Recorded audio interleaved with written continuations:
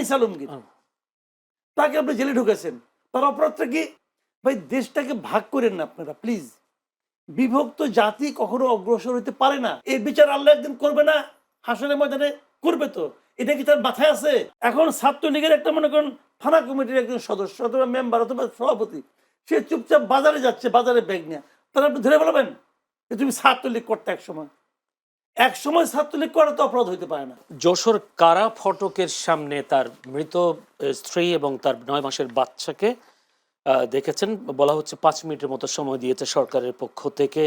এই যে এত বড় একটি ঘটনা, তাকে প্যারোলে মুক্তি দেওয়া হলো না, যদিও আজকে গণমাধ্যম বলছে যে প্যারোলে মুক্তির জন্য আবেদন করা হয়নি, সেটা কতটা, তা এই যে তার সাথে যে আচরণ, এই আচরণটাকে কতটা মানবিক অমানবিক আপনি বলবেন? না, এই আচরণটা খারাপ, এটা খুবই খারাপ। আর আবেদন করা হয়নি এই কথাটা ঠিক না। আমি যতটুকু জেনেছি পোর্টালে যে এটা হলো আপনার ওরা তো বাগেরহাটের, তারা বাগেরহাট জেলার পুলিশ প্রশাসকের কাছে আবেদন করেছিল। তারা হয়তো জিনিসটা বোঝেনি। বাগেরহাটের জেলা প্রশাসক বলছে এটা আবেদন করতে হবে যশোরের যে ডিসি তার কাছে। তো যেহেতু সে যশোরের জেলে ছিলেন, তো সেখানে যশোরে যে আবার নতুন করে আবেদন করা, এগুলি তার জন্য এই সমস্ত মানে আপনার মানে কি বলবো আপনাকে, যে কাগজপত্রের টানাটানির কারণে শেষ পর্যন্ত তারা তাড়াতাড়ি করে ওখানে গিয়েছে। বাট আমার কথাটা হলো কি, এগুলিকে এত আমলাতান্ত্রিক জটিলতা ফালানোর তো কোনো দরকার নাই। বাগেরহাটের ডিসিকে, যশোরের ডিসিকে এটা মেইল করে পাঠাতে পারতেন না? একটা ফোন করে ফরওয়ার্ড করে দিতে পারতেন না? এটা ফোন করতে পারতেন না? কি এমন হতো? কি মারাই তো গেছে, ও তো গেলে জানাজাটাই পড়বে, দাফনটাই করবে, এই তো। এটুক করলে সমস্যাটা কি? করলেই তো পারতো। এটা আমি মনে করি এখানে আমলাতান্ত্রিক জটিলতার কারণে, এবং তারা যে কোনো কারণেই হোক তারা নিজেরা সিদ্ধান্ত নিতে পারে না। আমাদের এখানে হয় কি জানেন, এটা প্রবলেম যেটা হয়, আমাদের প্রশাসন তো স্বাধীন না। তারা কিন্তু মানে স্বাধীন বলতে বলতে চাচ্ছি যে তারা যে নিজস্ব বিচার বিবেচনা দিয়ে কোনো একটা কাজ করবে তারা পারে না।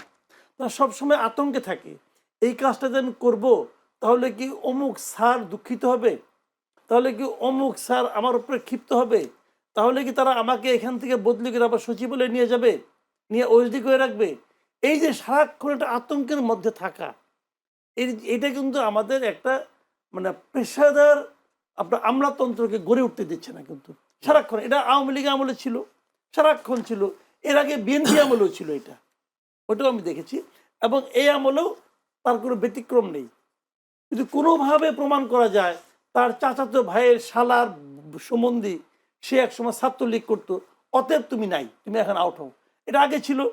ওই একই সম্পর্কের লোক যদি সে কোনোভাবে জামাত করতো, ছাত্র শিবির করতো, অথবা ছাত্র দল করতো, তারা আউট করে দাও। এই যে প্রবণতাটা না, এটা জাতিটাকে ভাগ করে দিচ্ছে। এবং আমি সবসময় আমার ভাই মানে যত কথা আমি যখন যেখানে বলি, আমার একটাই কথা, ভাই দেশটাকে ভাগ করেন না আপনারা প্লিজ। বিভক্ত জাতি কখনো অগ্রসর হতে পারে না। পারিনি তো আমরা, পৃথিবীতে কোথাও পারেনি, আপনিও পারবেন না। আপনি অন্যকে আপনার মতো করে তার কথা সে বলবে, আপনার কথা আপনি বলবেন, কিন্তু দেশটা অগ্রসর হবে, এবং সে তার কথা আপনার কথার সঙ্গে মিললো না, অতএব তার এদিকে সরাই দাও, তারা ভ্যানিশ করে দাও। এই যে নিশ্চিহ্ন করার যে রাজনীতিটা, এটা আমাদের দেশটা একদম শেষ করে দিচ্ছে। তো এখানেও তাই হয়েছে।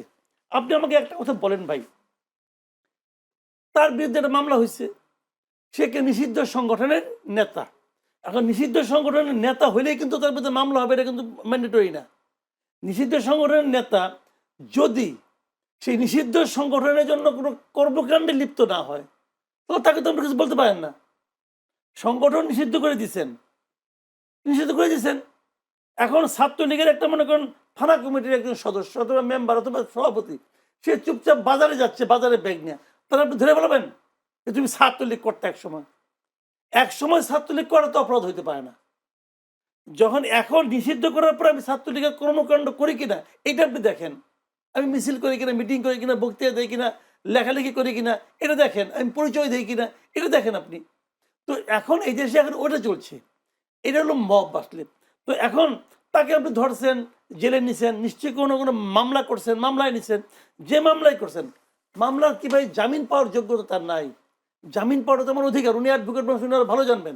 আপনি আমাকে বলেন, আমাদেরই এক কলিগ এই যে আনিস আলমগীর, তাকে আপনি জেলে ঢুকেছেন, তার অপরাধটা কি?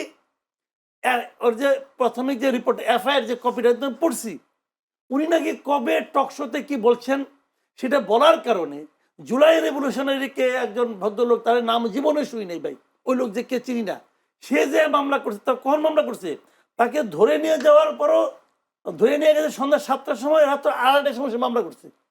মানে মামলা করার আগেই পুলিশ তাকে ধরে ফেলেছে। পুলিশ বুঝতে পারছে এই ধরনের একটা মামলা হতে পারে, অতএব আগে আমি তাকে ধরে ফেলাই।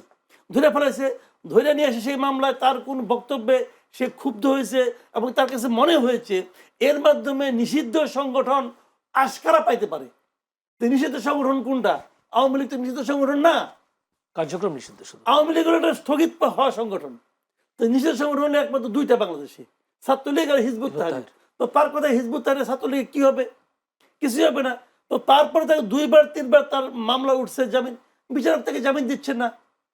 বিচারক নিশ্চয়ই অত্যন্ত জ্ঞানী লোক, এই জ্ঞানের পরীক্ষা তো তাকে আখিরাতে দিতে হবে। এই জ্ঞানের জন্য সে কি জ্ঞান বিচারকের উপরে আল্লাহ ছাড়া কেউ নাই। তো উনি যে নিজের একটি সিদ্ধান্ত দিচ্ছেন, এই সিদ্ধান্ত ঠিক হলো কি ভুল হলো, এই বিচার আল্লাহ একদিন করবে না, হাসরের ময়দানে করবে। তো এটা কি তার মাথায় আছে? সে তো মনে করতেছে আমার মানে হলো গিয়া কি বলবো, ঈশ্বর হলো গিয়া আমার মন্ত্রী অথবা উপদেষ্টা। সে তো এইখানে তার করে রাখছে, কেবলা বানায় রাখছে। তো এইগুলো হলো সমস্যা। এই প্রক্রিয়া, এই প্রবণতা না থামবে, ততদিন পর্যন্ত দেশে আপনারা আইনের শাসন আনতে পারবেন না। ততদিন পর্যন্ত দেশে এই সমস্ত ঘটনা, সাদ্দামদের ঘটনা ঘটতেই থাকবে, ঘটতেই থাকবে। মাঝখানে একটা কথা বলে নি, ছোট্ট একটা কথা। যিনি আত্মহত্যা করেছেন এবং যিনি তার সন্তানকে হত্যা করে আত্মহত্যা করেছেন, এটা নিয়ে কিন্তু আমার কোনো সমবেদনা নাই।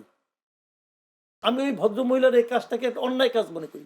উনি তো নিজে একটা অন্যায় করছেন, আত্মহত্যা করছেন, আর উনি সন্তানকে হত্যা করছেন। বেসিক্যালি উনি একজন হত্যাকারী।